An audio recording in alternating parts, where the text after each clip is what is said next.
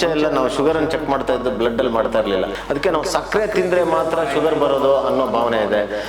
Sir, ಇತ್ತೀಚಿನ ದಿನಗಳಲ್ಲಿ diabetes ಜನರಲ್ಲಿ ಜಾಸ್ತಿ ಹಾಕೊಂಡು ಬರ್ತಾ ಇದೆ. ಆ ಡಯಾಬಿಟಿಸ್ ಬಗ್ಗೆ ಮೂಢನಂಬಿಕೆ ಕೂಡ ಜನರಲ್ಲಿ ಜಾಸ್ತಿ ಇರುವಂಥದ್ದು, ಇದ್ರ ಬಗ್ಗೆ ಹೇಳೋದಾದ್ರೆ? ಅದೇ ಈಗ ಈ ಮೂಢನಂಬಿಕೆ ಅನ್ನೋಕ್ಕಿಂತ ತಪ್ಪು ಅಭಿಪ್ರಾಯಗಳು. ಅಂದರೆ ಮುಂಚೆ ಎಲ್ಲ 200 ಮೇಲೆ ಹೋದರೆ ಮಾತ್ರ ಶುಗರ್ ಇದೆ ಅಂತ ಹೇಳ್ತಾ ಇದ್ರು. ಇವಾಗೆಲ್ಲ ಡಾಕ್ಟರ್ಗಳು ಕಡಿಮೆ ಮಾಡ್ಕೊಂಬರ್ತಾ ಇದ್ದಾರೆ. ಈಗ 125 ಖಾಲಿ ಹೊಟ್ಟೆಲಿದ್ರೇ ಶುಗರ್ ಬಂದ್ಬಿಡ್ತಿದೆ ಅಂತ ಹೇಳ್ತಾ ಇದ್ದಾರೆ ಅಂತೆಲ್ಲ ಭಾವನೆ ಇದೆ. ಅದು ತಪ್ಪು. ಯಾಕೆ ಅಂತಂದರೆ ಯಾವ ಮಟ್ಟದಲ್ಲಿ ಶುಗರ್ ನಾರ್ಮಲ್ ಆಗಿ ಜನರಿಗೆ ಎಷ್ಟು ಇರಬೇಕು ಶುಗರ್ ಅನ್ನೋದಕ್ಕೆ ಒಂದು ಮಾನದಂಡ ಇದೆ. ಅದಕ್ಕೆ ಅಂತ ಪ್ರಪಂಚದಾದ್ಯಂತ ಸ್ಟಡಿಗಳನ್ನು ಮಾಡಿ ಇಷ್ಟು ಶುಗರ್ ಇದ್ದರೆ ಇದು ನಾರ್ಮಲ್ಲು, ಇದಕ್ಕಿಂತ ಜಾಸ್ತಿ ಇದ್ದರೆ ಡಯಾಬಿಟಿಸ್ ಅಂತ ಹೇಳ್ತೀವಿ. ಇನ್ನೊಂದು ತಪ್ಪು ಅಭಿಪ್ರಾಯ ಏನು ಅಂದರೆ ರಕ್ತದ ಶುಗರ್ ಅಂದರೆ ಬೇರೆ, ಯೂರಿನಲ್ಲಿ ಶುಗರ್ ಅಂತಂದರೆ ಬೇರೆ, ಯೂರಿನ್ ಶುಗರ್ ಇದ್ದರೆ ಪರವಾಗಿಲ್ಲ, ಬ್ಲಡ್ ಶುಗರ್ ಅಂದರೆ ಸೀರಿಯಸ್ಸು ಅನ್ನೋಂಥ ಭಾವನೆ ಇದೆ. ಈ ತಪ್ಪು ಭಾವನೆ ಯಾಕೆ ಬಂದಿದೆ? ಈ ಬ್ಲಡ್ ಶುಗರು ಯೂರಿನ್ ಶುಗರು ಎಲ್ಲವೂ ಒಂದೇ. ಬ್ಲಡ್ಡಲ್ಲಿ ಶುಗರು ಒಂದು ಹಂತಕ್ಕಿಂತ 180 ಮೇಲೆ ರಕ್ತದಲ್ಲಿ ಶುಗರ್ ಯಾವಾಗ ಜಾಸ್ತಿ ಆಗುತ್ತೆ, ಯೂರಿನಲ್ಲಿ ಶುಗರ್ ಬರೋಕ್ಕೆ ಸ್ಟಾರ್ಟ್ ಆಗುತ್ತೆ. ಸೊ ಈ ತಪ್ಪು ಅಭಿಪ್ರಾಯ ಯಾಕೆ ಬಂದಿದೆ ಅಂತ ನನಗನ್ಸುತ್ತೆ ಅಂದರೆ, ಮುಂಚೆ ಎಲ್ಲ ನಾವು ಶುಗರನ್ನು ಚೆಕ್ ಮಾಡ್ತಾ ಇದ್ದು ಬ್ಲಡ್ಡಲ್ಲಿ ಮಾಡ್ತಾ ಇರಲಿಲ್ಲ. ಯೂರಿನಲ್ಲಿ ಶುಗರ್ ಇದ್ದರೆ 0.5%, 1%, 2% ಈ ಥರದಲ್ಲಿ ಹಾಕ್ಕೊಂಡು ರಕ್ತದ ಶುಗರ್ ಎಷ್ಟಿರ್ಬೋದು ಅಂತ ಅದ್ರ ಮೇಲೆ ನಾವು ಒಂದು ಕ್ಯಾಲ್ಕುಲೇಷನಲ್ಲಿ ಇವರಿಗೆ ಶುಗರ್ ಇಷ್ಟಿದೆ ಅಂತ ನಾವು ಹೇಳ್ತಾ ಇದ್ವಿ. ಅದರಿಂದ ಯೂರಿನ್ ಶುಗರ್ ಅನ್ನೋ ಒಂದು ಭಾವನೆ ಬಂದಿದೆ. ಈ ಹೆಸರನ್ನೇ ನೋಡಿ, ಮಧುಮೇಹ ಅಂತಂದರೆ ಯೂರಿನಲ್ಲಿ ಶುಗರ್ ಹೋಗೋದು ಅಂತ. ಸೊ ಈ ಒಂದು ತಪ್ಪು ಭಾವನೆ ಇದೆ. ಆಮೇಲೆ ಸಕ್ಕರೆ ಕಾಯಿಲೆ ಅಂತ ಹೆಸರು ಇಟ್ಬಿಟ್ಟಿದ್ದೀವಿ. ಅದಕ್ಕೆ ನಾವು ಸಕ್ಕರೆ ತಿಂದರೆ ಮಾತ್ರ ಶುಗರ್ ಬರೋದು ಅನ್ನೋ ಭಾವನೆ ಇದೆ. ಸೊ ಈಗ ಜಾಸ್ತಿ ಆಗ್ತಾ ಇರೋ ಬಗ್ಗೆನೂ ನೀವು ಹೇಳಿದ್ರಿ. ಹೌದು, ಈಗ ಏನಂದರೆ ಪ್ರಪಂಚದ ಮಧುಮೇಹದ ಕ್ಯಾಪಿಟಲ್ ಅಂತಂದರೆ ಇಂಡಿಯಾ ಅನ್ನೋ ಮಟ್ಟಕ್ಕೆ ಆಗ್ತಾ ಇದೆ. ನಮ್ಮ ಪಾಪ್ಯುಲೇಷನ್ನು ಜಾಸ್ತಿ ಇದೆ, ನಮ್ಮ ಆಹಾರ ಕ್ರಮವೂ ಕೂಡ ಸ್ವಲ್ಪ ವ್ಯತ್ಯಾಸ ಇದೆ. ಯಾಕಂದರೆ ನಾವು ಸಸ್ಯಾಹಾರವನ್ನು ಉಪಯೋಗಿಸೋರು ತುಂಬ ಇದ್ದೀವಿ. ಹಾಗಾಗಿ ರೈಸ್ ಅನ್ನೋದು ನಮ್ಮ ಸ್ಟೇಪಲ್ ಡಯಟು. ತಿಂದಿರೋ ಆಹಾರವನ್ನು ಕರಗಿಸುವಂತಹ ಏನೋ ಒಂದು ದಿನನಿತ್ಯದ ದೈನಂದಿನ ಚಟುವಟಿಕೆ ಏನಿದೆ ಅದು ಕಮ್ಮಿ ಆಗ್ತಾ ಇದೆ. ಸೊ ಏನಾಗ್ತಾ ಇದೆ, ಅದರಿಂದ ಸಕ್ಕರೆ ಅಂಶ ಇರುವ ಕಾರ್ಬೋಹೈಡ್ರೇಟ್ ಇರುವಂಥ ಆಹಾರ ತಿಂದಿರ್ತೀವಿ, ಅದು ಶೇಖರಣೆ ಆಗುತ್ತೆ, ಉಳಿದಿದ್ದೆಲ್ಲ ರಕ್ತದಲ್ಲೇ ಉಳ್ಕೊಳ್ಳುತ್ತೆ. ಸೊ ಇದರಿಂದ ಡಯಾಬಿಟಿಸ್ ಜಾಸ್ತಿ ಆಗ್ತಾ ಇದೆ. ಸರ್, ಒಬ್ಬ ಆರೋಗ್ಯಕರ ಮನುಷ್ಯನಲ್ಲಿ ಸಕ್ಕರೆಯ ಪ್ರಮಾಣ ಎಷ್ಟಿರಬೇಕು? ಈಗ ಇದು ಒಂದು ನೋಡಿ ಉತ್ತಮ ಪ್ರಶ್ನೆ. ಯಾಕಂದರೆ ಎಲ್ಲರಿಗೂ ಡೌಟ್ ಇರುತ್ತೆ. ನೋಡಿ, ನನಗೆ ನೀವು ಸಾಮಾನ್ಯವಾಗಿ ಬ್ಲಡ್ ಟೆಸ್ಟ್ ಮಾಡಿಸಿದಾಗ ಖಾಲಿ ಹೊಟ್ಟೆಲಿ ಮಾಡಿಸ್ತೀವಿ, ತಿಂಡಿ ಆದಮೇಲೆ ಮಾಡಿಸ್ತೀವಿ. ಇಲ್ಲ, ಇನ್ನು ಅದು ಯಾವುದಕ್ಕೂ ಸಂಬಂಧ ಇಲ್ಲದೇ ತಿಂಡಿಯಾಗಿ 3 ತಾಸು ಆಗಿಬಿಟ್ಟಿರುತ್ತೆ, ರ್ಯಾಂಡಮ್ ಬ್ಲಡ್ ಶುಗರ್ ಅಂತ ಹೇಳ್ತೀವಿ. ಸೊ ಈ ಥರದ್ದೆಲ್ಲ ಮಾಡಿಸಿದಾಗ ಎಷ್ಟಿರಬೇಕು? ಖಾಲಿ ಹೊಟ್ಟೆಯಲ್ಲಿ 125 ಅಥವಾ ಅದಕ್ಕಿಂತ ಮೇಲ್ಪಟ್ಟು ಇದ್ದರೆ ನಾವು ಅವರಿಗೆ ಡಯಾಬಿಟಿಸ್ ಬಂದಿದೆ ಅಂತ ಬೋರ್ಡ್ ಹಾಕ್ಬೋದು. ಅಥವಾ 200 ಮೇಲೆ ತಿಂಡಿ ಆಗಿ 1.5 ತಾಸು ಕಳೆದ ಮೇಲೆ ಶುಗರ್ನ ಪ್ರಮಾಣ 200 ಹಾಗೂ 201 ಮೇಲೆ ಇದ್ದರೆ ನೀವು ಅವಾಗ ಅವರಿಗೆ ಡಯಾಬಿಟಿಸ್ ಇದೆ ಅಂತ ನಾವು ಪಟ್ಟಿ ಹಚ್ಬೋದು. ಇನ್ನೊಂದು ಟೆಸ್ಟ್ ಬಂದಿದೆ ಇವಾಗ, 3 ತಿಂಗಳು ಆ್ಯಾವ್ರೇಜ್ ನೋಡ್ತಕ್ಕಂಥ ರಕ್ತದ ಒಂದು ಶುಗರ್ ನೇರವಾಗಿ ಟೆಸ್ಟ್ ಮಾಡಲ್ಲ, ಅದು HbA1c. HB ಅಂತಂದರೆ ಹಿಮೋಗ್ಲೋಬಿನ್, ಎಲ್ಲರಿಗೂ ಗೊತ್ತಿರೋ ಹಾಗೆ. ಈ ಹಿಮೋಗ್ಲೋಬಿನ್ ಜೊತೆಗೆ ಈ ಗ್ಲೂಕೋಸ್ನ ನಂಟು ಎಷ್ಟಿದೆ, ಈ 3 ತಿಂಗಳ ಅವಧಿಯಲ್ಲಿ ಎಷ್ಟಿದೆ ಅನ್ನೋದನ್ನು HbA1c ಮಾಡೋದ್ರಿಂದ ಗೊತ್ತಾಗುತ್ತೆ. ಯಾಕಂದರೆ ನಮ್ಮ ದೇಹದಲ್ಲಿರುವ ರಕ್ತದ ಕೋಶದ ಒಂದು ಆಯಸ್ಸು 3 ತಿಂಗಳು. ಸೊ ಅಷ್ಟು ದಿನದಲ್ಲಿ ಈ ಶುಗರ್ನೊಡನೆ ಇದರ ಸಾಂಗತ್ಯ ಎಷ್ಟಿತ್ತು, ಜಾಸ್ತಿ ಇತ್ತ, ಹೇಗೆ ಅನ್ನೋ ನೋಡುವ ಒಂದು ಹೊಸ ವಿಧಾನವೇ HbA1c. ಅದು 6.4 ಮೇಲಿದ್ದರೆ ಡಯಾಬಿಟಿಸ್ ಬಂದಿದೆ ಅಂತ ಬೋರ್ಡ್ ಹಾಕ್ಬೋದು. ಇದು ಡಯಾಬಿಟಿಸ್ ಬಂದಿದೆ ಅಂತ ಆದ ತಕ್ಷಣವೇ ಪೇಷಂಟು ಕುಸ್ತು ಬಿದ್ದು ಬಿಡ್ತಾನೆ. ಸೊ ಆದ್ದರಿಂದ ಅದಕ್ಕಿಂತ ಮುಂಚೆನೇ ನಾವು ತಿಳ್ಕೊಳ್ಳುವಂತಹ ವ್ಯವಸ್ಥೆ ಅಥವಾ ನಾವು ಒಂದು ಪರಿಮಾಣ, ಒಂದು ಲೆವೆಲನ್ನು ನಾವು ನೋಡ್ಕೊಂಡಿದ್ದೀವಿ. ಯಾಕಂದರೆ ಯಾರಿಗೆ ಡಯಾಬಿಟಿಸ್ ಬರ್ಬೋದು ಅಂಥದ್ದನ್ನು ಪ್ರೀ ಡಯಾಬಿಟಿಸ್ ಅಂತ ಹೇಳ್ತೀವಿ. ಸೊ ನಾವು ಈಗ ಕೆಲವರಿಗೆ 125 ಬಂದಿರಲ್ಲ ಅಂದರೆ ಬೋರ್ಡ್ ಹಾಕೋಕ್ಕಾಗಿಲ್ಲ, ಆದರೆ ಅವರಿಗೆ 110 ಇತ್ತು ಅಂತ ಇಟ್ಕೊಳ್ಳಿ ಖಾಲಿ ಹೊಟ್ಟೆಲಿ, ಅಂಥವರಿಗೆ ನಾವು ಪ್ರೀ ಡಯಾಬಿಟಿಕ್ ಅಂತ ಕರಿತೀವಿ. ಅಥವಾ HbA1c 6.4ಗೆ ಹೋಗಿಲ್ಲ, 5.9 ಇದೆ ಅಂತ ಇಟ್ಕೊಳ್ಳಿ. ಸೊ ಆಸುಪಾಸಿನಲ್ಲಿ ಇನ್ನೂ ರೆಡ್ ಲೈಟ್ ಬಿದ್ದಿಲ್ಲ, ಟ್ರಾಫಿಕಲ್ಲಿ ಯೆಲ್ಲೋ ಲೈಟ್ ಬಿದ್ದಿದೆ. ಅಥವಾ ಈಗ ನೋಡಿ, ನಾವು ಕಾರಿಗೆ ಪೆಟ್ರೋಲ್ ಹಾಕಿಸ್ತೀವಿ. ಸಾಮಾನ್ಯವಾಗಿ ಪೇಷಂಟ್ಗೆ ನಮ್ಮ ದೇಹವನ್ನು ಒಂದು ವೆಹಿಕಲ್ಗೆ ಹೋಲಿಸಿ ಹೇಳ್ತೀನಿ, ಯಾಕಂದರೆ ಅವಾಗ ಅರ್ಥ ಮಾಡ್ಕೊಳ್ಳೋದು ಸುಲಭ ಆಗುತ್ತೆ. ಈಗ ಪೆಟ್ರೋಲ್ ಖಾಲಿ ಆಗೋ ಹಂತಕ್ಕೆ ಬಂದಾಗ ರಿಸರ್ವ್ಗೆ ಬೀಳುತ್ತೆ. ಸೊ ಅವಾಗ ಒಂದು ಯೆಲ್ಲೋ ಲೈಟ್ ಬರ್ತಾ ಇರ್ತಾರೆ ಡ್ಯಾಶ್ ಬೋರ್ಡಲ್ಲಿ. ಅಂಥ ಸ್ಥಿತಿಯನ್ನು ನಾವು ಪ್ರೀ ಡಯಾಬಿಟಿಸ್ ಅಂತ ಕರಿತೀವಿ.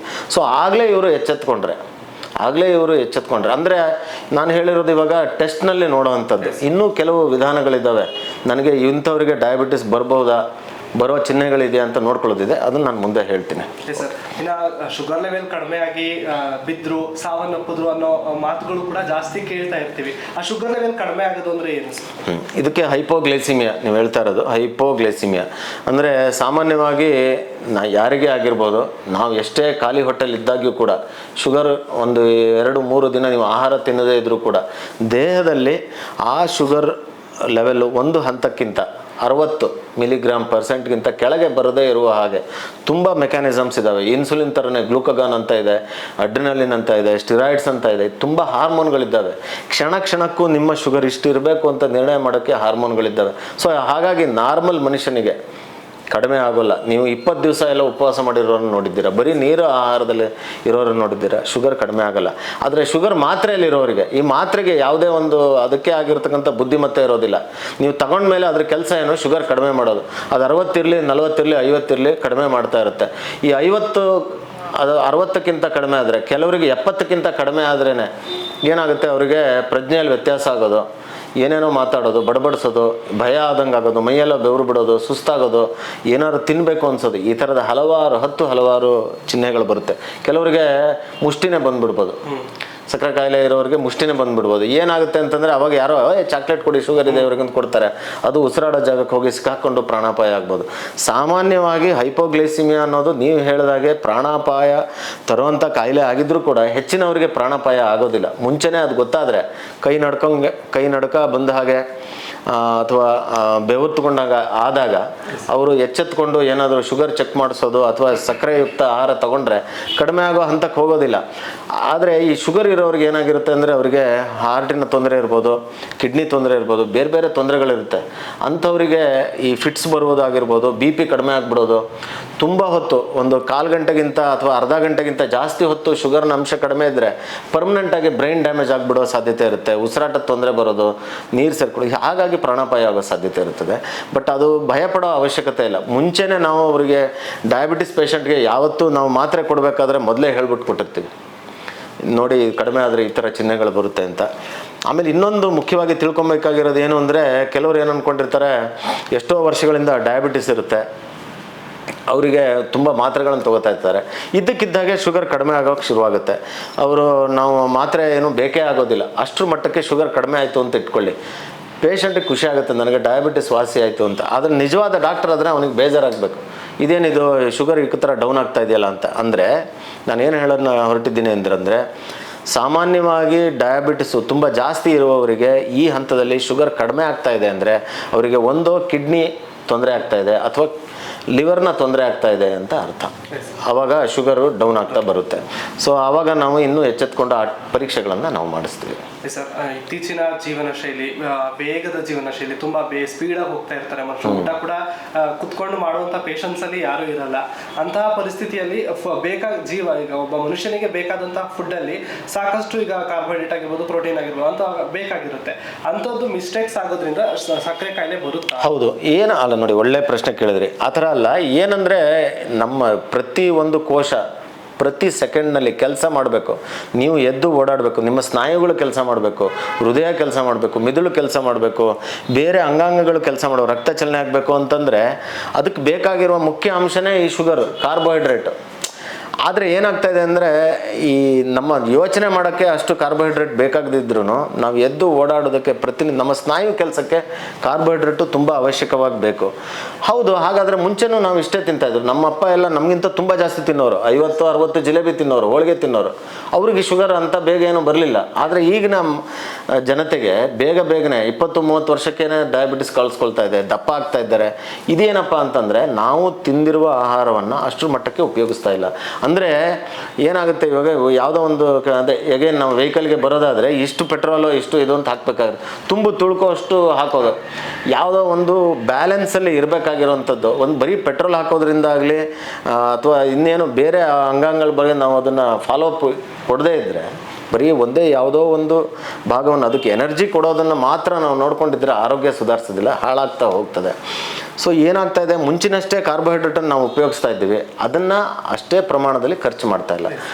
ಈಗ ಮುಂಚಿನ ಥರ ಯಾರಾದರೂ ಒಂದು ಹಾಲು ತರಬೇಕು, ನ್ಯೂಸ್ ಪೇಪರ್ ತರಬೇಕು ಅಂದರೆ ನಡ್ಕೊಂಡು ಹೋಗೋರು ಎಷ್ಟು ಮಂದಿ ಇದ್ದೀರಾ?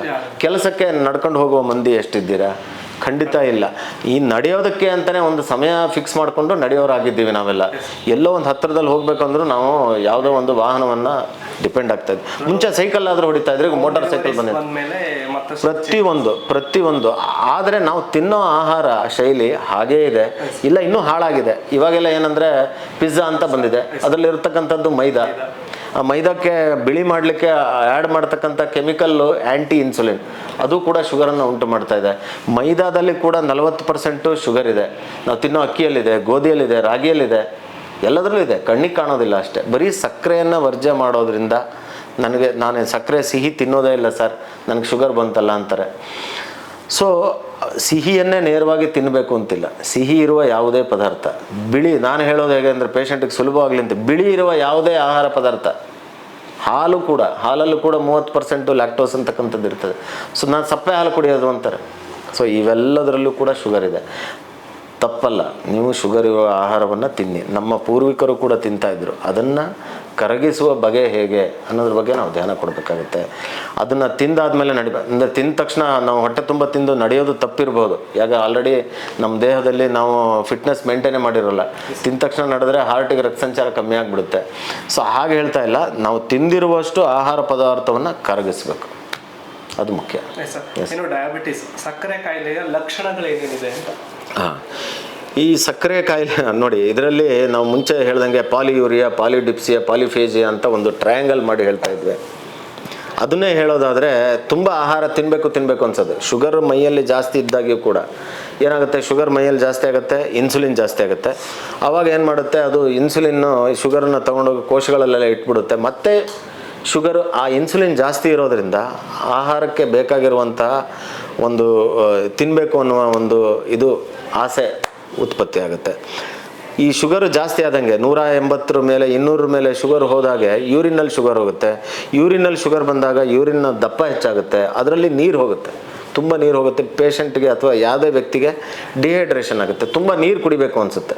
ಸೊ ಇದನ್ನು ಪಾಲಿಡಿಪ್ಸಿಯಾ ಅಂತೀವಿ. ಇನ್ನೂ ಹೆಚ್ಚಿನ ಜನರಿಗೆ ತೂಕ ಮೊದಲೆಲ್ಲ 80-90 kg ಇದ್ದವರು ಒಂದು 5-6 kg ಕಡಿಮೆ ಆಗಿಬಿಡುತ್ತೆ. ವೆಯ್ಟ್ ಗೇನ್ ಇದ್ದಿದ್ದು ವೆಯ್ಟ್ ಲಾಸ್ ಆಗೋಕ್ಕೆ ಸ್ಟಾರ್ಟ್ ಆಗುತ್ತೆ.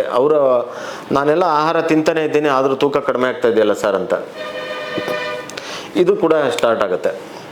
ಸೊ ಪಾಲಿಡಿಪ್ಸಿಯಾ, ಪಾಲಿಫೇಜಿಯಾ ಆ್ಯಂಡ್ ಪಾಲಿಯೂರಿಯಾ, ತುಂಬ ಯೂರಿನ್ ಹಗಲು ಹೊತ್ತು ಇರ್ಬೋದು, ರಾತ್ರಿ ಹೊತ್ತು ಇರ್ಬೋದು, ತಿಂದ ತಕ್ಷಣ ಎಲ್ಲ ತುಂಬ ಯೂರಿನ್ ಹೋಗೋದು, ಈ ಥರ ಆಗುತ್ತೆ. ಇನ್ನೊಂದು ಮುಖ್ಯವಾಗಿ ನೋಡುವಂಥದ್ದು ಏನಂದರೆ, ಯೂರಿನಲ್ಲಿ ಶುಗರ್ ಹೋಗೋದ್ರಿಂದ ಅವರ ಒಂದು ಜನನಾಂಗಗಳಲ್ಲಿ ಇರ್ಬೋದು, ಅಲ್ಲೆಲ್ಲ ಫಂಗಲ್ ಇನ್ಫೆಕ್ಷನ್ ಆಗುತ್ತೆ. ಇದನ್ನು ಕೂಡ ನಾವು ಒಂದು ಡಯಾಬಿಟಿಸ್ನ ಒಂದು ಚಿಹ್ನೆ ಅಂತಲೇ ಅನ್ಕೊತೀವಿ. ಕೈ ಅಥವಾ ನಾವು ಅಂದ್ಕೊಂಡ ಹಾಗೆ ನಮ್ಮ ಮೈ ಮೇಲೆ ಆಗೋವಂಥ ಸಣ್ಣ ಪುಟ್ಟ ಗಾಯಗಳು ಕೂಡ ವಾಸಿಯಾಗದೇ ಇರೋದು.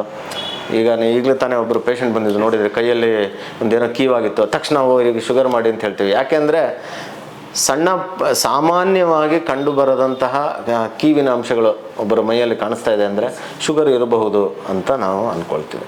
ಸರ್, ಈ ಶುಗರ್ ಅಂದರೆ ಸಕ್ಕರೆ ಕಾಯಿಲೆನ ಪತ್ತೆ ಹಚ್ಚೋದಕ್ಕೆ ಯಾವೆಲ್ಲ ಚಿಕಿತ್ಸೆಗಳು ಸಾಮಾನ್ಯವಾಗಿ ಎಲ್ಲರ ಕಡೆನೂ ಮಾಡ್ತಾ ಇದ್ದೀವಿ. ನಾವು ಸುಲಭವಾಗಿ ಮಾಡ್ಬೋದು ಅಂತಂದರೆ urine sugar test, urine routine ಮಾಡಿಸಿದ್ರೆ ಅದರಲ್ಲೇ ಗೊತ್ತಾಗೋಗುತ್ತೆ.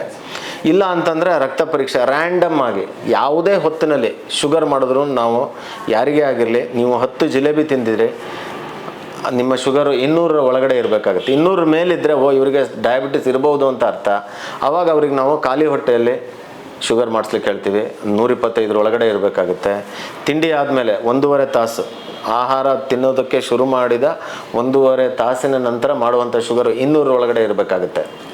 ಸೊ ಯಾವುದೇ ಹೊತ್ತಿನಲ್ಲಿ ಮಾಡಿರ್ತಕ್ಕಂಥ ಶುಗರು 200 ಮೇಲಿದ್ದು ಅವರಿಗೆ ನಾನು ಹೇಳಿರ್ತಕ್ಕಂಥ 3 ಚಿಹ್ನೆಗಳು, ತುಂಬ ನೀರು ಕುಡಿಯೋದು, ತುಂಬ ಯೂರಿನ್ ಹೋಗೋದು, ತುಂಬ ತಿನ್ನಬೇಕು ಅನಿಸೋದು, ಇದು ಇದೆ ಅಂತಂದರೆ ಅವ್ರಿಗೆ ಡಯಾಬಿಟಿಸ್ ಇದೆ ಅಂತ ಲೆಕ್ಕ. ಅಥವಾ ಇನ್ನೊಂದು ಹೇಳಿದ್ನಲ್ಲ, HbA1c 3 ತಿಂಗಳ ಆ್ಯಾವ್ರೇಜ್ ಶುಗರ್ ನೋಡ್ತಕ್ಕಂಥದ್ದು 6.4 ಅಥವಾ ಅದರ ಮೇಲ್ಭಾಗದಲ್ಲಿ ಒಳಪಟ್ಟಿದ್ದರೆ ಆವಾಗ ಅವರಿಗೆ ಈ ಚಿಹ್ನೆಗಳು ಏನು ಹೇಳಿದೆ ನಾನು, ನೀರು ಜಾಸ್ತಿ ಕುಡಿಯೋದು, ನೀರು ಜಾಸ್ತಿ ಹೋಗೋದು, ತಿನ್ನೋದು, ಈ ಥರದ್ದಿದ್ದಾಗ ಅವರಿಗೆ ನಾವು ಡಯಾಬಿಟಿಸ್ ಇದೆ ಅಂತ ಹೇಳ್ಬೋದು. ಏನಕ್ಕೂ ಗೋಲ್ಡ್ ಸ್ಟ್ಯಾಂಡರ್ಡ್ ಅಂತ ಹೇಳಿದ್ರೆ ಖಾಲಿ ಹೊಟ್ಟೆಯಲ್ಲಿ ಶುಗರು, ತಿಂಡಿ ಆದ ನಂತರ ಮಾಡ್ತಕ್ಕಂಥ ಶುಗರ್ನ ನಾವು ಚೆಕ್ ಮಾಡಿಸ್ಬೇಕಾಗುತ್ತೆ. ಆಮೇಲೆ ಅದರ ಕಾಂಪ್ಲಿಕೇಶನ್ಗೆ ಮಾಡುವಂಥ ಟೆಸ್ಟ್ಗಳು ತುಂಬ ಇದ್ದಾವೆ, ಅದನ್ನು ನೋಡೋಣ. Okay sir. ಇನ್ನು ಚಿಕ್ಕ ಮಕ್ಕಳಲ್ಲೂ ಕೂಡ ಅಂದ್ರೆ 5, 6, 7 ವರ್ಷ ಈ ವರ್ಷದ ಮಕ್ಕಳಲ್ಲೂ ಕೂಡ ಶುಗರ್ ಬರುವಂತ ಚಾನ್ಸಸ್ ಇಲ್ಲ, ಅಲ್ಲ 5, 6, 7 ವರ್ಷ ಅಲ್ಲ, ಅಂತೂ 15 ಈಗ ಟೀನ್ ಏಜ್ಗೆ ಹೋಗುವ ಮುಂಚೆನೆ ಡಯಾಬಿಟಿಸ್ ಕಾಣಿಸ್ಕೊಳ್ತಾ ಇದೆ. ಅಂದರೆ ನೀವು ಇದರಲ್ಲಿ 2 ಥರ ಇದೆ, ಟೈಪ್ 1 ಡಯಾಬಿಟಿಸ್, ಟೈಪ್ 2 ಡಯಾಬಿಟಿಸ್ ಅಂತೆಲ್ಲ ಕೇಳಿರ್ಬೋದು. 1ನೇ ತರಹದ ಶುಗರ್, 2ನೇ ಅಲ್ಲ ಅಂತ ಅಲ್ಲ, 1ನೇ ತರಹದ ಟೈಪ್ 1 ಮೊದಲನೇ ಥರದ ಡಯಾಬಿಟಿಸ್, 2ನೇ ಥರದ ಮಧುಮೇಹ ಅಂತ ನಾವೇನು ಹೇಳ್ತೀವಿ. ಟೈಪ್ 1 ಡಯಾಬಿಟಿಸ್ ಅಂತಂದರೆ ಸಾಮಾನ್ಯವಾಗಿ ಚಿಕ್ಕ ವಯಸ್ಸುವರೆಗೆ ಬರುತ್ತೆ. ಯಾವುದೋ ತರಹದ ವೈರಲ್ ಇನ್ಫೆಕ್ಷನ್ನು ಇನ್ನೇನೋ ಆಗಿ ನಮ್ಮ ದೇಹದಲ್ಲಿ ಇನ್ಸುಲಿನ್ ಪ್ರೊಡ್ಯೂಸ್ ಮಾಡ್ತಕ್ಕಂಥ ಪ್ಯಾಂಕ್ರಿಯಾಸ್ನಲ್ಲಿರುವ ಬೀಟಾ ಸೆಲ್ಸ್ ಹಾಳಾಗೋದ್ರಿಂದ ಮೈಯಲ್ಲಿ ಇನ್ಸುಲಿನ್ನ ಕೊರತೆ ಉಂಟಾಗಿ ಬರ್ತಕ್ಕಂಥ ಡಯಾಬಿಟಿಸ್. ಸಾಮಾನ್ಯವಾಗಿ ಇವರು ಸಣ್ಣ ಇರ್ತಾರೆ, ಯಾವುದೋ ಜ್ವರ ಬಂದಿರುತ್ತೆ, ಅವರಿಗೆ ಶುಗರ್ ಜಾಸ್ತಿ ಇರುತ್ತೆ, ಮೊದಲು ಗೊತ್ತಾಗೋದೇ ಇಲ್ಲ, ಏನೋ ಒಂದು ತೊಂದರೆ, ಯೂರಿನ್ ಇನ್ಫೆಕ್ಷನ್ನೋ ಏನೋ ಆಗಿ ಅಥವಾ ಕಫನೋ ಏನೋ ಸೇರಿಕೊಂಡು ತುಂಬ ಜಾಸ್ತಿ ಆಗಿ ಆಸ್ಪತ್ರೆಗೆ ಹೊಟ್ಟೆ ನೋವು, ಹೊಟ್ಟೆ ಉಬ್ಬರ ಅಂತ ಅಡ್ಮಿಟ್ ಆಗುವಂಥ ಸಾಧ್ಯತೆಗಳೇ ಜಾಸ್ತಿ. ಇಂಥವ್ರಿಗೆ ಟೈಪ್ 1 ಡಯಾಬಿಟಿಸ್ ಇರುತ್ತೆ. ಇದನ್ನು ನಾವು ನೀವು ಕೇಳ್ತಾ ಇರೋ ಪ್ರಶ್ನೆಗೆ ಹೋಲಿಸೋಕ್ಕಾಗೋದಿಲ್ಲ. ಯಾಕೆಂದರೆ ಇತ್ತೀಚಿನ ದಿನಗಳಲ್ಲಿ ಟೈಪ್ 2 ಡಯಾಬಿಟಿಸ್ ಇನ್ನು ಮುಂದೆ ಬರ್ತಾ ಇದೆ, 15 ವರ್ಷದವರೆಗೆ ಬರ್ತಾ ಇದೆ. ಯಾಕೆ ಅಂತಂದರೆ ಎಗೈನ್ ಆಹಾರ ಕ್ರಮ, ಜೀವನ ಶೈಲಿ. ಇವ್ರು ಏನು ಮಾಡ್ತಾ ಇದ್ದಾರೆ, ಮಕ್ಕಳು ಕೂಡ ಮುಂಚೆ ಎಲ್ಲ ಆಟ ಆಡ್ತಾ ಇದ್ರು, ಇವಾಗ ಅವರು ಹೊರಗಡೆ ಹೋಗಿ ಆಟ ಆಡೋದೇ ತಪ್ಪು ಅನ್ನೋ ಒಂದು ಭಾವನೆ ಬಂದಿದೆ. ಓಡೋದೇ ಇಲ್ಲ ಮಕ್ಕಳು. ನಾವೆಲ್ಲ ಎಷ್ಟು ಓಡ್ತಾ ಇದ್ವಿ, ನಾವು ಎಷ್ಟೇ ತಿಂದ್ರೂ, ಮನೆಗೆ ಬಂದು ತಿಂದರೂ ಕೂಡ ಯಾವಾಗಲೂ ಓಡಾಡ್ತಕ್ಕಂಥ ಒಂದು ಇತ್ತು. ಇವಾಗ ಸ್ಕೂಲ್ ತನಕ ಬಸ್ ಹೋಗುತ್ತೆ, ಮನೆ ಹತ್ತಿರದಿಂದ ಅವ್ರನ್ನ ಕರ್ಕೊಂಡು ಸ್ಕೂಲಿಗೆ ಹೋಗ್ತಾರೆ, ಅಲ್ಲಿ ಆಟ ಆಡುವಂಥ ಪೀರಿಯಡ್ ಎಲ್ಲೋ ವಾರಕ್ಕೆ 3 ತಾಸು ಇರುತ್ತೆ. ಸೊ ಇದರಿಂದ ಹೇಗೆ ಕೆಲವೊಂದು ನಮ್ಮ ಜಾಗಗಳಲ್ಲಿ, ಜಮೀನಲ್ಲಿ ನೀವು ಎಷ್ಟೇ ಚೆನ್ನಾಗಿ ವ್ಯವಸಾಯ ಮಾಡೋಕ್ಕೆ ನೋಡಿದ್ರು ಕಳೆ ಜಾಸ್ತಿ ಬರೋ ಗುಣ ಇರುತ್ತೆ. ಅದೇ ತರಹ ನಮ್ಮ ಅನುವಂಶೀಯವಾಗಿ ಕೂಡ ಒಬ್ಬರ ದೇಹದಲ್ಲಿ ಡಯಾಬಿಟಿಸ್ ಬರುವ ಗುಣ ಮುಂಚಿನಿಂದನೇ ಇರುತ್ತೆ. ಅಂದರೆ ತೂಕ ಜಾಸ್ತಿ ಆಗುವ ಗುಣ ಇರ್ಬೋದು, ಅಥವಾ ಇನ್ಸುಲಿನ್ ರೆಸಿಸ್ಟೆನ್ಸ್ ಇರ್ಬೋದು, ಅವ್ರಿಗೆ ಮುಂಚೆನೇ ಇರುತ್ತೆ. ಅದನ್ನು maturity onset of diabetes in young ಅಂತ ಕರಿತೀವಿ. ಆ ಥರ ಒಂದು ಕ್ಯಾಟಗರಿನೂ ಇದೆ. ಅವ್ರಿಗೆ ಏನಂದರೆ ಇನ್ಸುಲಿನ್ನು ಆಲ್ರೆಡಿ ಜಾಸ್ತಿ ಇರುತ್ತೆ, ಆದರೆ ಇನ್ಸುಲಿನ್ ರೆಸಿಸ್ಟೆನ್ಸ್ ಬರೋ ಗುಣ ಅವರ ವಂಶವಾಹಿನಿಯಲ್ಲೇ ಇರುತ್ತೆ. ಸೊ ಇದು ಹಾಗೂ ಆಮೇಲೆ ನೋಡಿ, ಇವಾಗಿನ ಮಕ್ಕಳು ಐಸ್ ಕ್ರೀಮ್ ಅಂತೆ, ಕೋಕೋ ಕೋಲಾ ಅಂತೆ, ಪೆಪ್ಸಿ ಅಂತೆ, ಇವೆಲ್ಲ 15 ಗ್ರಾಮ್ 16 ಗ್ರಾಮ್ ಶುಗರ್ ಇರುತ್ತೆ. ಒಂದು ಬಾಟ್ಲಿ ಕೋಕಲ್ಲಿ ನಿಮಗೆ 15 ಚಮಚ, ನಾನು ಹೇಳಲಿಕ್ಕೆ ಹೊರಟಿದ್ದು 15 ಗ್ರಾಮಲ್ಲಿ 15 ಚಮಚ ಅಂದರೆ ಎಷ್ಟಾಯ್ತು, 75 ಗ್ರಾಮ್ ಶುಗರ್ ಆಯಿತು. ಫಾರ್ ಎಕ್ಸಾಂಪಲ್ ನಿಮಗೆ ಹೆದರಿಸಿ ಹೇಳಬೇಕಾಗಬೇಕು ಅಂತಂದರೆ, ನಮ್ಮ ದೇಹದಲ್ಲಿರುವ ಎಲ್ಲ ರಕ್ತ ಫುಲ್ ತೆಗೆದುಬಿಡೋದು, ಅದರಲ್ಲಿ ಸಕ್ಕರೆ ಅಂಶವನ್ನು ನಾವು ಸಪ್ರೇಟ್ ಮಾಡಬೇಕು ಅಂತಂದರೆ 7.5 ಗ್ರಾಮ್ ಬರುತ್ತೆ. ಅಂದರೆ 5 ಲೀಟ್ರ್ ರಕ್ತ ಅಂತ ಇಟ್ಕೊಂಡ್ರೆ 150 mg/dl ಅಂತ ಇಟ್ಕೊಂಡ್ರೆ, ನಮ್ಮ ದೇಹದಲ್ಲಿರುವ 5 ಲೀಟ್ರ್ ರಕ್ತವನ್ನು ನಾವು ಬೇರ್ಪಡಿಸಿ ಅದರಲ್ಲಿರುವ ಸಕ್ಕರೆ ಅಂಶ ಎಷ್ಟಿದೆ, ಶುಗರ್ ಗ್ಲೂಕೋಸ್ ಎಷ್ಟಿದೆ ಅಂತ ನೋಡಿದ್ರೆ 7.5 ಗ್ರಾಮ್, ಅಂದರೆ 1.5 ಚಮಚ ಅಷ್ಟೇ ಇರಬೇಕಾಗಿರೋದು. ಸೊ ನೀವು ಏನು ಎಕ್ಸ್ಟ್ರಾ ಶುಗರ್ನ ತಿಂತೀರಿ, ಅದು ತುರ್ತಾಗಿ ಅದು ಸಂಪೂರ್ಣವಾಗಿ ರಕ್ತಕ್ಕೆ ಹೋಗುತ್ತೆ. ಕರಳಲ್ಲಿ ಏನಿದೆ ರಕ್ತ, ಈ ಪ್ರೋಟೀನ್ ಆಗಲಿ ಫ್ಯಾಟ್ ಆಗಲಿ ಜೀರ್ಣ ಆಗಿ ರಕ್ತಕ್ಕೆ ಹೋಗೋಕ್ಕೆ ಕೆಲವೊಂದು ಪ್ರೋಸೆಸ್ ಇದೆ. ಈ ಶುಗರ್ ಜೀರ್ಣವಾಗಿ ರಕ್ತಕ್ಕೆ ಹೋಗೋಕ್ಕೆ ಅಷ್ಟೊಂದು ಕಷ್ಟ ಇಲ್ಲ, ಯಾವ ದೊಣ್ಣೆ ನಾಯಕನ ಅಪ್ಪಣೆ ಬೇಕಿಲ್ಲ. ಯಾಕೆ ಹೇಳ್ತಾ ಇದ್ದೀನಿ ಅಂದರೆ, ರಕ್ತಕ್ಕೆ ಹೋಗುತ್ತೆ. ರಕ್ತಕ್ಕೆ ಹೋದ ಮೇಲೆ ಅವು ಕೋಶಗಳ ಒಳಗಡೆ ಹೋಗಬೇಕಾಗುತ್ತೆ, ರಕ್ತದಲ್ಲಿ ಇರೋಂಗಿಲ್ಲ. ಸೊ ಕೋಶಗಳ ಒಳಗಡೆ, ಲಿವರ್ ಒಳಗಡೆ, ಮಸಲ್ಸ್ ಒಳಗಡೆ ಈ ಶುಗರ್ ಎಂಟ್ರ್ ಆಗಬೇಕಾಗುತ್ತೆ. ಆ ಎಂಟ್ರ್ ಆಗೋದಕ್ಕೆ ಅಲ್ಲಿ ಒಬ್ಬರು ಗೇಟ್ ಕೀಪರ್ ಅವಶ್ಯಕತೆ ಇದೆ. ಯಾರು ಇನ್ಸುಲಿನ್ ಹೋಗಿ ಡೈರೆಕ್ಟ್ ಮಾಡಬೇಕಾಗುತ್ತೆ, ತಗೊಂಡು ಈ ಶುಗರನ್ನು ಅಂತ.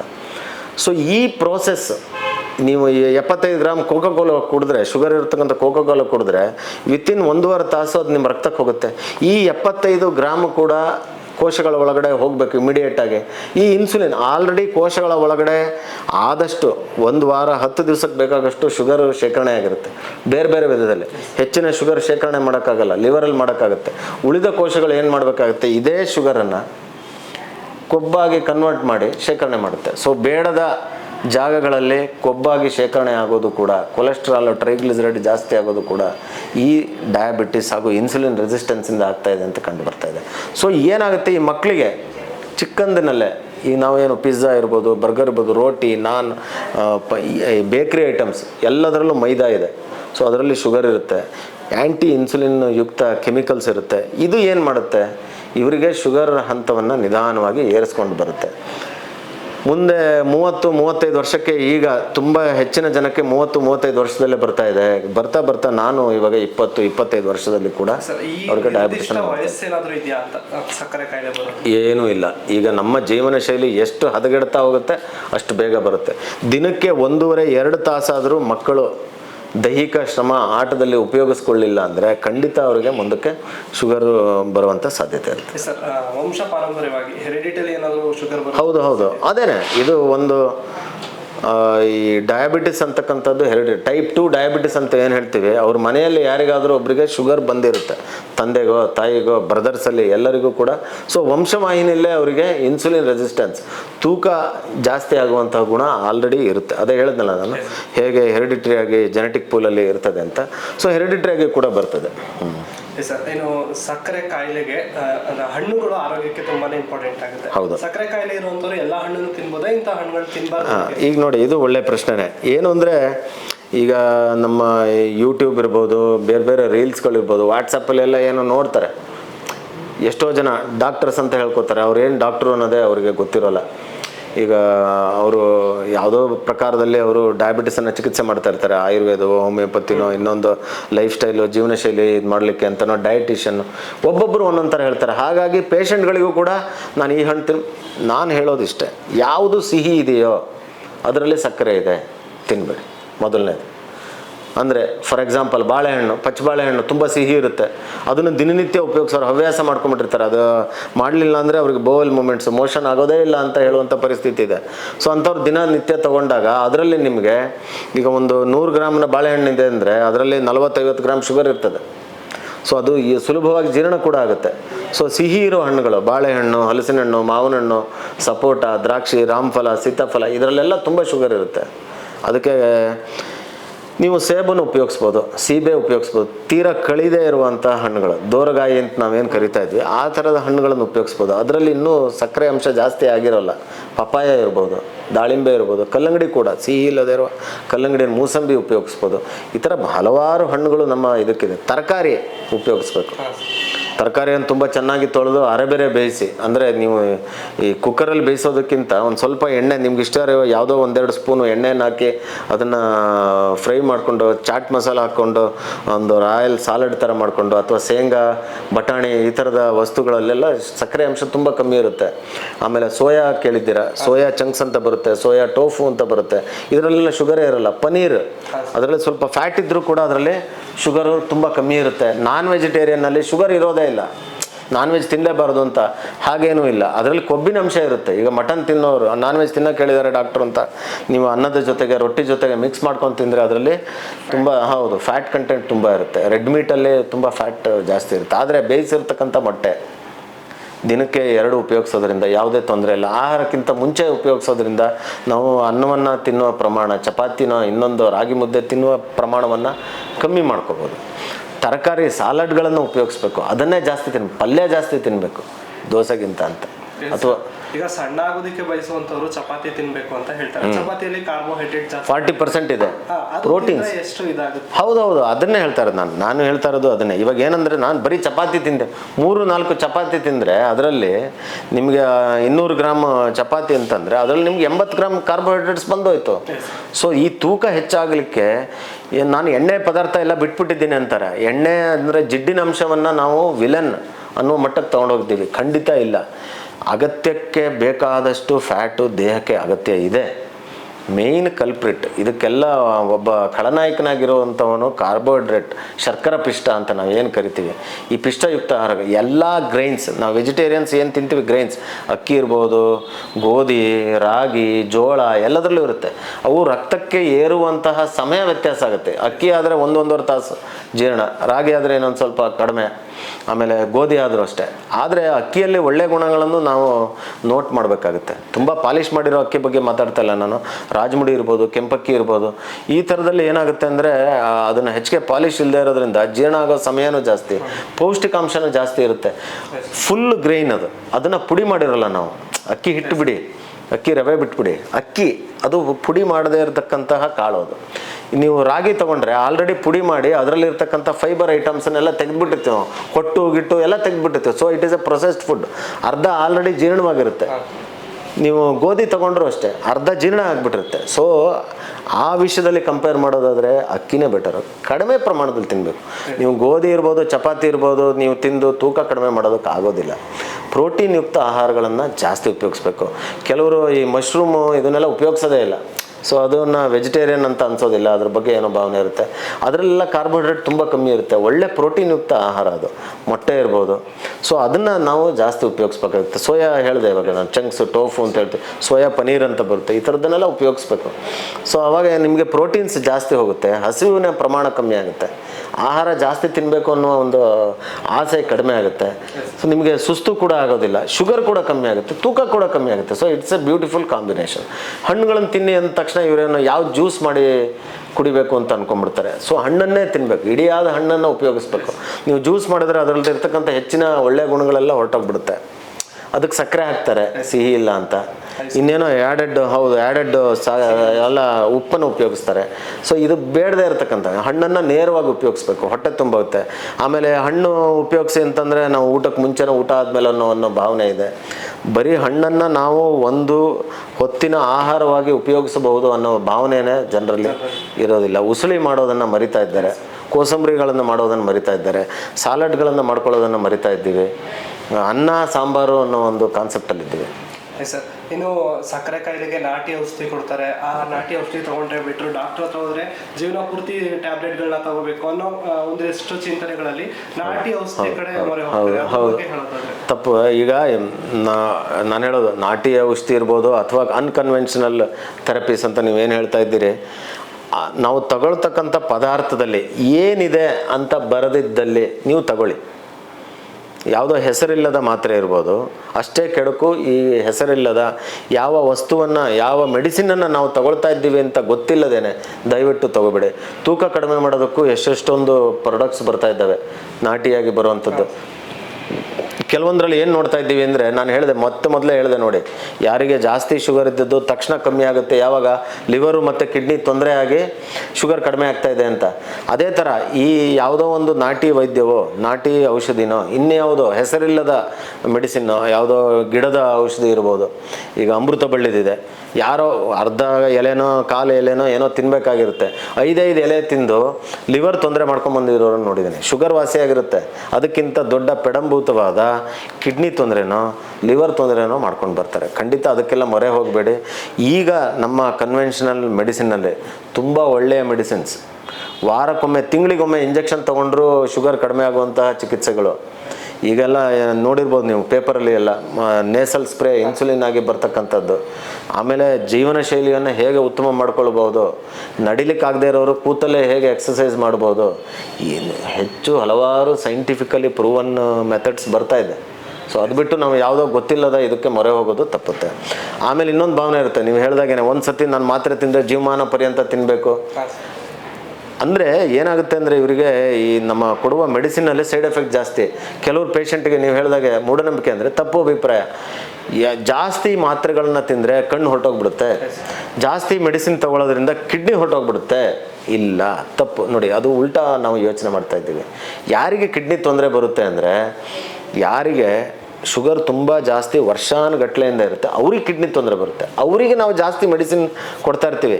ಅವ್ರಿಗೆ ಕಿಡ್ನಿ ತೊಂದರೆ ಆಗ್ತಾ ಇರೋದು ಮೆಡಿಸಿನ್ನಿಂದ ಅಲ್ಲ, ಶುಗರ್ ಜಾಸ್ತಿ ಇದ್ದಿದ್ದರಿಂದ. ಇದನ್ನು ಅರ್ಥ ಮಾಡ್ಕೊಳ್ಳೋದ್ರಲ್ಲಿ ಜನ ಸೋಲ್ತಾ ಇದ್ದಾರೆ. ಸೊ ಒಂದು ಸತಿ ಮಾತ್ರೆ ತೊಗೊಂಡ್ರೆ ಜೀವಮಾನ ಪರ್ಯಂತ ತಗೋಬೇಕು ಅನ್ನೋದು, ಈ ಮಾತ್ರೆಯಿಂದಾಗಿ ನನಗೆ ತೊಂದರೆ ಆಗುತ್ತೆ ಅನ್ನೋ ಭಾವನೆ ಇರೋದ್ರಿಂದ ಮಾತ್ರೆ ತಗೊಳ್ಳೋದ್ರಿಂದ ಇವರಿಗೆ ಆರೋಗ್ಯ ವೃದ್ಧಿ ಆಗುತ್ತೆ, ಹಾರ್ಟಿಗೆ ಒಳ್ಳೆಯದು, ಲಿವರ್ಗೆ ಒಳ್ಳೆಯದು, ನಿಮ್ಮ ಆರೋಗ್ಯಕ್ಕೆ ಒಳ್ಳೆಯದು ಅನ್ನೋ ಭಾವನೆ ಬಂದಾಗ ಇದೆಲ್ಲ ತಾನಾಗೇ ಸರಿ ಹೋಗುತ್ತೆ. ಶುಗರ್ ಜಾಸ್ತಿ ಇರೋದು 300ವರೆಗೆ ಹೋದ್ರೂ ಎಷ್ಟೋ ಜನಕ್ಕೆ ಏನೂ ತೊಂದರೆ, ನನಗೇನು ತೊಂದರೆ ಇಲ್ಲ, ನಾನು ಯಾಕೆ ಮೆಡಿಸಿನ್ ತೊಗೋಬೇಕು ಅಂತ. ಇನ್ನೂ ಇವಾಗ ಹನಿಯಾಗಿ ಸೋರ್ತಾ ಇರೋದು, ನಾವು ತಾರಸಿಯನ್ನು ರಿಪೇರಿ ಮಾಡಲಿಲ್ಲ ಅಂದರೆ ಒಂದು ದಿನ ಪೂರ್ತಿ ತಾರಸಿನೇ ಬಿದ್ದೋಗುತ್ತೆ. ಸೊ ಈಗಲೇ ನಾವು ಅದು ಗಮನ ಕೊಡಲಿಲ್ಲ ಅಂದರೆ ಮುಂದೆ ನಾವು ತುಂಬ ದೊಡ್ಡ ಪ್ರೈಸನ್ನು ಪೇ ಮಾಡಬೇಕಾಗುತ್ತೆ. ಈಗ ಗೊತ್ತಿಲ್ಲ, ಯಾಕೆ ಅಂತಂದರೆ ದೇಹಕ್ಕೆ ಆ ಸಾಮರ್ಥ್ಯ ಇದೆ. ಈಗ ಒಂದು ಕಿಡ್ನಿ ಪೂರ್ತಿ ಹಾಳಾಗೋವರೆಗೂ ಗೊತ್ತೇ ಆಗಲ್ಲ, ಯಾಕಂದರೆ ಒಂದು ಕಿಡ್ನಿ ನಾವು ಡೊನೇಟ್ ಮಾಡ್ಬೋದು. ಸೊ 50% ಕಿಡ್ನಿ ಡ್ಯಾಮೇಜ್ ಆಗೋವರೆಗೆ ಟೆಸ್ಟಲ್ಲೂ ಗೊತ್ತಾಗಲ್ಲ.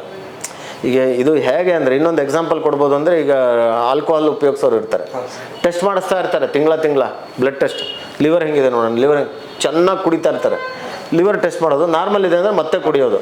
ಇಲ್ಲ ರೀ, ನಿಮ್ಮ ಟೆಸ್ಟಲ್ಲಿ ವ್ಯತ್ಯಾಸ ಬರೋ ಹೊತ್ತಿಗೆ 50%ಗಿಂತ ಜಾಸ್ತಿ ಲಿವರ್ ಡ್ಯಾಮೇಜ್ ಆಗಿರುತ್ತೆ, ವಾಪಸ್ಸು ಸರಿಯಾಗೋದಿಲ್ಲ. ಈ ತರಹದ ಅವರಿಗೆ ಬೌದ್ಧಿಕ ಶಕ್ತಿಯನ್ನು ನಾವು ಉಂಟು ಮಾಡಿಸಿಕೊಡ್ಬೇಕು. ನಾವು ತಿಳುವಳಿಕೆ ಇರೋರು, ಎಜುಕೇಷನ್ ಇರೋರು ಹೇಳ್ಕೊಡ್ಬೇಕು, ಡಾಕ್ಟ್ರುಗಳು ಮಾಡಬೇಕು, ನರ್ಸ್ಗಳು ಮಾಡಬೇಕು. ಸರ್, ಇನ್ನು ಕೊನೆಯದಾಗಿ ಉಡುಪಾ ಕ್ಲಿನಿಕ್ನಲ್ಲಿ ಮಧುಮೇಹಿಗಳಿಗೆ ಯಾವೆಲ್ಲ ಚಿಕಿತ್ಸೆಗಳಿವೆ? ಮೊದಲನೇದಾಗಿ ಈ ಮಧುಮೇಹ ಕಾಯಿಲೆ ಇರುವವರಿಗೆ ಮುಖ್ಯವಾಗಿ ಬೇಕಾಗಿರೋದು ಚಿಕಿತ್ಸೆಗಿಂತ ಮಾಹಿತಿಯ ಕೊರತೆ ಇರುತ್ತೆ ತುಂಬ. ನಾನು ಏನು ತಿನ್ನಬೇಕು, ಏನು ತಿನ್ನಬಾರ್ದು, ನಿಜವಾಗ್ಲೂ ನನಗೆ ಸಕ್ಕರೆ ಕಾಯಿಲೆ ಯಾವ ಹಂತದಲ್ಲಿದೆ, ನನಗೆ ಸಕ್ಕರೆ ಕಾಯಿಲೆ ವಾಸಿ ಮಾಡ್ಬೋದಾ? ಯಾಕಂತಂದರೆ ಅವರು ಕಂಪ್ಯೂಟ್ರಲ್ಲಿ, ಮೊಬೈಲ್ನಲ್ಲಿ, ಟಿ ವಿಯಲ್ಲಿ ನೋಡ್ತಾ ಇರ್ತಾರೆ, ಡಯಾಬಿಟಿಸ್ ರಿವರ್ಸಲ್ ಅಂದರೆ ಏನು, ಹಿಂತೆಗೆದುಕೊಂಡು ಹೋಗೋದು ಹೇಗೆ, ಯಾರಿಗೆ ಮಾಡ್ಬೋದು, ನನಗೆ ಮಾಡಲಿಕ್ಕಾಗತ್ಯ, ನಾನು ಆಲ್ರೆಡಿ ಇಷ್ಟೊಂದು. ಸೊ ಮೊದಲನೇದಾಗಿ ನಮ್ಮ ಕ್ಲಿನಿಕಲ್ಲಿ ನಾನು ಮಾಡ್ತಕ್ಕಂಥದ್ದು ಏನಂದರೆ ಸರಿಯಾಗಿರ್ತಕ್ಕಂಥ ಮಾಹಿತಿ, ಅವರಿಗೆ ಜೀವನ ಶೈಲಿಯ ಬದಲಾವಣೆಗಳನ್ನು ಮೊದಲನೇದಾಗಿ ಕೊಡ್ತೀವಿ. ಇದು ಕೂಡ ಒಂದು ಚಿಕಿತ್ಸೆ ಅನ್ನೋದನ್ನು ಅವರಿಗೆ ಮನಗಾಣಿಸ್ಕೊಡ್ತೀವಿ. ಸೊ ಯಾವ ರೂಪದಲ್ಲಿ ನಾವು ಮಾತ್ರೆಗಳನ್ನು ಕಡಿಮೆ ಮಾಡ್ಬೋದು, ಇನ್ಸುಲಿನನ್ನು ಕಡಿಮೆ ಮಾಡ್ಬೋದು, ಬೇರೆ ಅಂಗಾಂಗಗಳಿಗೆ ತೊಂದರೆ ಮಾಡ್ಕೊಳ್ಳದೆ ಇರೋ ಹಾಗೆ ಏನು ಮಾಡ್ಬೋದು ಅನ್ನೋದನ್ನು ಪ್ರಮುಖವಾಗಿ ನಾವು ಮಾಡ್ತೀವಿ. ಒಂದು. ಎರಡನೇದು, ಇದರಲ್ಲಿ ಡಯಾಬಿಟಿಸ್ನಿಂದ ಆಗ್ತಕ್ಕಂಥ ಕಾಂಪ್ಲಿಕೇಶನ್ಸ್, ಮುಂದಕ್ಕೆ ಬರ್ಬೋದಾದದ್ದನ್ನು ಈಗಲೇ ಕಣ್ಣಿನ ರೆಟಿನಾ ಟೆಸ್ಟ್ ಇರ್ಬೋದು, ಕಾಲಲ್ಲಿ ಡಯಾಬಿಟಿಕ್ ನ್ಯೂರೋಪತಿ ಇದ್ದರೆ ಅದಕ್ಕೆ ಮಾಡ್ತಕ್ಕಂಥ ವ್ಯವಸ್ಥೆಗೆ ಇರ್ಬೋದು, ಡಯಟಿಷಿಯನ್ ಇರ್ಬೋದು, ಡಯಟ್ ಅಡ್ವೈಸ್ ಕೊಡಲಿಕ್ಕೆ ಅದಕ್ಕಂತಲೇ ಡಯಟ್ ಮ್ಯಾನೇಜ್ ಮಾಡಲಿಕ್ಕೆ ಒಬ್ಬರು ಇದ್ದಾರೆ. ನಾವು ಹಾಗೆಯೇ 24 hours ಇವಾಗೆಲ್ಲ ಕಂಟಿನ್ಯೂಸ್ ಗ್ಲೂಕೋಸ್ ಮಾನಿಟ್ರಿಂಗ್ ಅಂತ ಬಂದಿದೆ. ಒಂದು 15 ದಿನಗಳ ಕಾಲ ನೀವು ಪ್ರತಿ 15 ನಿಮಿಷಕ್ಕೊಮ್ಮೆ ನೇರವಾಗಿ ಅದು ನಿಮ್ಮ ಸ್ಕಿನ್ನಿಂದ ಅದು ಶುಗರನ್ನು ಚೆಕ್ ಮಾಡಿ ಡಾಟಾ ಕಲೆಕ್ಟ್ ಮಾಡಿರುತ್ತೆ. ನಮ್ಮ ಹತ್ರ ಇನ್ನೊಂದು ಡಿವೈಸ್ ಇರುತ್ತೆ, ಅದನ್ನು ನೋಡಿಕೊಂಡು ಯಾವ ಆಹಾರ ತಿಂದಾಗ ಇವರಿಗೆ ಯಾವ ಥರದಲ್ಲಿ ಶುಗರ್ ಏರುಪೇರು ಆಗ್ತಾಯಿದೆ ಅಂತ ನೋಡಿಕೊಂಡು ಅವರಿಗೆ ಸರಿಯಾಗಿರ್ತಕ್ಕಂತಹ ಮೆಡಿಸಿನ್ ಆಗಿರ್ಬೋದು, ಆಹಾರ ಕ್ರಮವನ್ನಾಗಲಿ ಹೇಳ್ಕೊಳ್ಳೋವಂಥ ವ್ಯವಸ್ಥೆ ಕೂಡ ನಮ್ಮ ಈ ಕ್ಲಿನಿಕ್ನಲ್ಲಿದೆ. ಹಾಗೆಯೇ ತುಂಬ ಕಂಟ್ರೋಲ್ ಇಲ್ಲದೇ ಯಾರಿಗೆ ಕಿಡ್ನಿ ತೊಂದರೆಗಳಾಗಿರುತ್ತೆ ಎಲ್ಲ ತರಹದ ಬ್ಲಡ್ ಟೆಸ್ಟನ್ನು ಮಾಡುವಂಥ ವ್ಯವಸ್ಥೆಯನ್ನು ನಮ್ಮ ಕ್ಲಿನಿಕಲ್ಲಿ ಇಟ್ಕೊಂಡಿದ್ದೀವಿ. ಅವರಿಗೆ ಇನ್ಸುಲಿನ್ ತಗೊಳ್ಳೋ ಅಂಥ ವಿಧಾನ ಇರ್ಬೋದು, ಅದನ್ನು ತಗೊಳ್ಳೋದು ಹೇಗೆ, ಶುಗರ್ ಕಡಿಮೆ ಆದಾಗ ನೋಡ್ಕೊಳ್ಳೋದು ಹೇಗೆ, ಅವರಿಗೆ ಇದು ಶುಗರ್ ಚೆಕ್ ಮಾಡುವಂಥ ಮೆಷಿನ್ಗಳನ್ನು ಉಪಯೋಗಿಸೋದು ಹೇಗೆ, ಇದನ್ನು ನೋಡೋದಾಗಿರ್ಬೋದು. ಅಥವಾ ಲಿವರ್ ತೊಂದರೆನೂ ಕೂಡ, ಶುಗರ್ ಜಾಸ್ತಿ ಇರೋರಿಗೆ ಫ್ಯಾಟಿ ಲಿವರ್ ಆಗಿ ಲಿವರ್ ತೊಂದರೆ ಬರ್ತಾ ಇರುತ್ತೆ, ಅದರದ್ದು ಫೈಬ್ರೋ ಸ್ಕ್ಯಾನ್ ಅಂತ ಹೇಳ್ತೀವಿ. ಇಂಥದ್ದನ್ನು ಕೂಡ ಟೆಸ್ಟ್ ಮಾಡುವಂಥ ವ್ಯವಸ್ಥೆ ನಮ್ಮ ಕ್ಲಿನಿಕಲ್ಲಿ ನಾನು ಮಾಡ್ಕೊಂಡಿದ್ದೀನಿ. ಹಾಗೂ ಏನಂತಂದರೆ ಈ ಡಯಾಬಿಟಿಸ್ ಅಥವಾ ಮಧುಮೇಹ ಅನ್ನೋಂಥ ಕಾಯಿಲೆಯಲ್ಲಿ ಹಣಕಾಸು ತುಂಬ ಜನಕ್ಕೆ ಏನಾಗುತ್ತೆ ಅಂದರೆ ಈ ಮಾತ್ರೆಗಳನ್ನು ತಗೊಳ್ಳೋದಕ್ಕೆ ದುಡ್ಡು ತುಂಬ ಖರ್ಚಾಗುತ್ತೆ ಅನ್ನೋ ಒಂದು ಭಾವನೆಯೂ ಬಂದಿದೆ. ಹೇಗಾದರೂ ಮಾಡಿ ಇದನ್ನು ಕಡಿಮೆ ಮಾಡ್ಕೊಳ್ಳೋದು ಹೇಗೆ ಅಂತ ನಾನು ಯಾರಿಗೂ ಕೂಡ ಜನೌಷಧಿ, ಇದು ನಮ್ಮ ಮೋದಿ ಮೆಡಿಕಲ್ ಅಂತ ಏನು ಎಲ್ಲರೂ ಸಾಮಾನ್ಯವಾಗಿ ಕರೀತಾರೆ, ಅಲ್ಲಿ ಕೂಡ ಜೆನರಿಕ್ ಮೆಡಿಸಿನ್ಸನ್ನು ತಗೊಳ್ಳೋದ್ರಿಂದ ಆಗತಕ್ಕಂಥ ಅನುಕೂಲಗಳೇನು, ಅನಾನುಕೂಲಗಳೇನು, ಅದ್ರ ಬಗ್ಗೆ ಸರಿಯಾಗಿ ಮಾಹಿತಿ ಕೊಟ್ಟು ಉಪಯೋಗಿಸಬಹುದು, ಹೇಗೆ ಉಪಯೋಗಿಸ್ಬೇಕು ಅನ್ನೋದನ್ನು ಕೂಡ ನಾವು ಅವರಿಗೆ ಎನ್ಕರೇಜ್ ಮಾಡ್ತೀವಿ. ಸೊ ಹಲವು ಈಗ ಹಾರ್ಟಿನ ತೊಂದರೆ ಇರ್ಬೋದು, ECG ಮಾಡ್ತೀವಿ ನಾವು ಇಲ್ಲೇ, ಹಾಗೂ ನರ್ವ್ ಕಂಡಕ್ಷನ್ ಸ್ಟಡಿ ಅಂತ ಮಾಡ್ತೀವಿ ಇಲ್ಲೇ ಬೆಡ್ ಸೈಡು, EEG ಎಲ್ಲ ಒಂದು ವ್ಯವಸ್ಥೆ ನಾನು ಕ್ಲಿನಿಕಲ್ಲಿ ಇಟ್ಕೊಂಡಿದ್ದೆ. ಸರ್, ಇನ್ನು ಕೊನೆಯದಾಗಿ ಉತ್ತಮವಾಗಿ ತಮ್ಮ ಆರೋಗ್ಯವನ್ನು ಕಾಪಾಡಿಕೊಳ್ಳಲು ಡಯಟ್ ಹೇಗಿರಬೇಕು? ಈಗ ಮುಂಚೆ ಎಲ್ಲ ಏನಾಗ್ತಾ ಇತ್ತು, ಒಳ್ಳೆ ಪ್ರಶ್ನೆ ಕೇಳಿದ್ದೀರಿ ನೀವು. ಡಯಟು ನಾವು ತಿನ್ನೋದನ್ನು ಆದಷ್ಟು ಸಾಕಷ್ಟು ಕಡಿಮೆ ಮಾಡಬೇಕು. ನಾನು ಏನೂ ತಿನ್ನೋದಿಲ್ಲ ಡಾಕ್ಟ್ರೆ ಅಂತಾರೆ. ಏನು ಮಾಡ್ತಾರೆ, ಆ ಕಡೆ ಈ ಕಡೆ ಹೋಗುವಾಗ ಡೈನಿಂಗ್ ಟೇಬಲ್ ಮೇಲೆ ಇರ್ತಕ್ಕಂಥ ಮಿಕ್ಸ್ಚರನ್ನು ಇನ್ನೊಂದನ್ನು ಏನೋ ಕಂಡಿದ್ದನ್ನು ಬಾಯಿಗೆ ಹಾಕೊಳ್ಳುವಂಥ ಒಂದು ಪ್ರವೃತ್ತಿ ಇರುತ್ತೆ. ನಾವು ತಿನ್ನುವಾಗ ಮೇಯ್ನ್ ಆಹಾರವನ್ನು ಏನು ತಿಂತಾ ಇರ್ತೀವಿ ಅದನ್ನು ನಾವು ಕಡಿಮೆ ತಿಂದು ಮಿಕ್ಕ, ಈಗ ನನಗೆ ಶುಗರ್ ಇದೆ ಅನ್ನೋದು ಟೀ ಕಾಫಿ ಕುಡಿಯುವಾಗ 2 ಬಿಸ್ಕೆಟ್ ತಿಂದ್ಬಿಡೋದು, ಈ ಥರದ ಒಂದು ಪ್ರವೃತ್ತಿ. ಈ ಬಿಸ್ಕೆಟಲ್ಲಿ ಕೂಡ ಮೈದಾ ಇರುತ್ತೆ ಅನ್ನೋದನ್ನು ನಾವು ಮನಗಾಣೋದೇ ಇಲ್ಲ. ಇನ್ನೊಂದು ಏನು ಅಂದರೆ, ಮುಂಚೆ ಎಲ್ಲ ಡಯಾಬಿಟಿಸ್ ಇರೋರು ಪದೇ ಆಹಾರವನ್ನು ತಗೋಬೇಕು ಅನ್ನೋ ಒಂದು ಕಾನ್ಸೆಪ್ಟ್ ಇತ್ತು. ಈಗ ಆ ಥರ ಏನೂ ಇಲ್ಲ. ಶುಗರ್ ಡೌನ್ ಆಗ್ತಕ್ಕಂಥ ಈ ಸೀನ್ ಏನೂ ಇಲ್ಲ ಅಂದ ಪಕ್ಷದಲ್ಲಿ ದಿನಕ್ಕೆ 3 ಆಹಾರವನ್ನು ಉಪಯೋಗಿಸೋದೇ ಸಾಕು. ಅದರಲ್ಲಿ ಒಂದು ಆಹಾರವನ್ನು ನಾನು ಹೇಳಿದಾಗ ರಾಯಲ್ ಸ್ಯಾಲಡ್ ಅಂತ ಮಾಡಿಕೊಂಡು ಉಪಯೋಗಿಸ್ತಕ್ಕಂಥದ್ದು, ಪ್ರೋಟೀನ್ ಯುಕ್ತ ಆಹಾರ. ನಮ್ಮ ಆಹಾರ ತಿನ್ನುವ ಪ್ಲೇಟಲ್ಲಿ ಏನೇನಿದೆ, ಈ ಉಸುಳಿ ಹಸಿಯಾಗಿರ್ತಕ್ಕಂಥ ತರಕಾರಿ ಕಾಯಿ ಪಲ್ಯಗಳು ಇದೆಯಾ ಅಂತ ನಾವು ಗಮನ ಇಟ್ಟು ನೋಡಿ ಆಹಾರವನ್ನು ತಗೊಳ್ತಕ್ಕಂಥದ್ದು. ರೈಸ್ ಅಥವಾ ಕಾರ್ಬೋಹೈಡ್ರೇಟ್, ಶರ್ಕರೆ ಪಿಷ್ಟ ಇರುವಂಥ ಜಾಸ್ತಿ ಇರುವ ಆಹಾರವನ್ನು ಕಡಿಮೆ ಮಾಡ್ಕೊಂಡು ತಿಂತಕ್ಕಂಥದ್ದು. ಯಾವುದೋ ಒಂದು ಆಹಾರವನ್ನು ಸಾಲಡ್ ಅಥವಾ ಹಣ್ಣು ಇದರಲ್ಲೇ ಮಾತ್ರ ಸರಿ ತೂಗಿಸ್ಕೊಂಡು ಹೋಗ್ತಕ್ಕಂಥದ್ದು. ರಾತ್ರಿ ಹೊತ್ತಿನ ಊಟವನ್ನು 7-7:30 ಒಳಗಡೆ ಮುಗಿಸ್ಕೊಳ್ತಕ್ಕಂಥದ್ದು. ಬೆಳಗ್ಗೆ ತಿಂಡಿ 8 ಗಂಟೆ, ಆವಾಗ ನಿಮ್ಗೊಂದು ಅಟ್ಲೀಸ್ಟ್ 12 ತಾಸು ದೇಹಕ್ಕೆ ಪ್ಯಾಂಕ್ರಿಯಾಸ್ಗೆ ರೆಸ್ಟ್ ಸಿಗ್ತಕ್ಕಂಥದ್ದು ಆಗ್ತದೆ. ಸೊ ಈ ಥರದ ಹಲವು ಮಾಹಿತಿಗಳನ್ನು ನಾವು ಜನರಿಗೆ ಕೊಡ್ಬೋದು. ನೇರವಾಗಿ ಬಂದಾಗ ಆ ಒಂದು ಪರ್ಟಿಕ್ಯುಲರ್ ಪೇಷಂಟ್ಗೆ ಯಾವುದು ಅಗತ್ಯವಿದೆ ಅಂತ ನಾವು ನೋಡಿ ಹೇಳಬೇಕಾಗುತ್ತೆ. ಎಲ್ಲರಿಗೂ ಅದನ್ನು ಕೊಡೋಕ್ಕಾಗಲ್ಲ. ಈಗ ಅದರ ಜೊತೆ ಡಯಾಬಿಟಿಸ್ ಜೊತೆಗೆ ಅವ್ರಿಗೆ ಕಿಡ್ನಿ ತೊಂದರೆ ಇದ್ದರೆ ಅದಕ್ಕೆ ಬೇರೆ ತರಹದ ಮಾಹಿತಿಯನ್ನು ನಾವು ಕೊಡಬೇಕಾಗುತ್ತೆ. ಈಗ ಹಾರ್ಟ್ ತೊಂದರೆ ಇದ್ದರೆ ಅವ್ರಿಗೆ ನೀರು ಕುಡಿಯೋ ಹಾಗಿಲ್ಲ, ಕಿಡ್ನಿ ತೊಂದರೆ ಇದ್ದರೆ ಇನ್ನೊಂದೇನನ್ನು ನಾವು ಹೇಳಬೇಕಾಗುತ್ತೆ, ರಾಗಿ ಉಪಯೋಗಿಸೋ ಹಾಗಿಲ್ಲ. ಸೊ ಕೆಲವೊಂದು ಮಾಹಿತಿಗಳು, ಆರೋಗ್ಯದ ಆಹಾರ ಕ್ರಮದ ಮಾಹಿತಿಗಳು ಒಬ್ಬೊಬ್ಬ ಪೇಷಂಟ್ಗೂ ಕೂಡ ವ್ಯತ್ಯಾಸ ಆಗುತ್ತೆ. ನೋಡಿದ್ರಲ್ಲ ವೀಕ್ಷಕರೇ, ಸಕ್ಕರೆ ಕಾಯಿಲೆಯ ಬಗ್ಗೆ ಮಾಹಿತಿ ಎಷ್ಟು ಮುಖ್ಯವಾಗುತ್ತೆ ಮತ್ತೆ ಚಿಕಿತ್ಸೆ ಹೇಗಿರಬೇಕು ಅನ್ನೋದನ್ನ ಡಾಕ್ಟರ್ ಕಾರ್ತಿಕ್ ಉಡುಪ ಅವರು ನಮ್ಮೊಟ್ಟಿಗೆ ಹಂಚಿಕೊಂಡಿದ್ದಾರೆ. ಡಾಕ್ಟರ್, ಧನ್ಯವಾದಗಳು. Thank you. ಇಂಥದ್ದೇ ಮತ್ತಷ್ಟು ಆರೋಗ್ಯಕರ ವಿಚಾರದೊಂದಿಗೆ ಮತ್ತೆ ನಿಮ್ಮ ಮುಂದೆ ಬರ್ತೇನೆ. ಅಲ್ಲಿವರೆಗೂ ನೋಡ್ತಾ ಇರಿ ಆಂದೋಲನ ಡಿಜಿಟಲ್.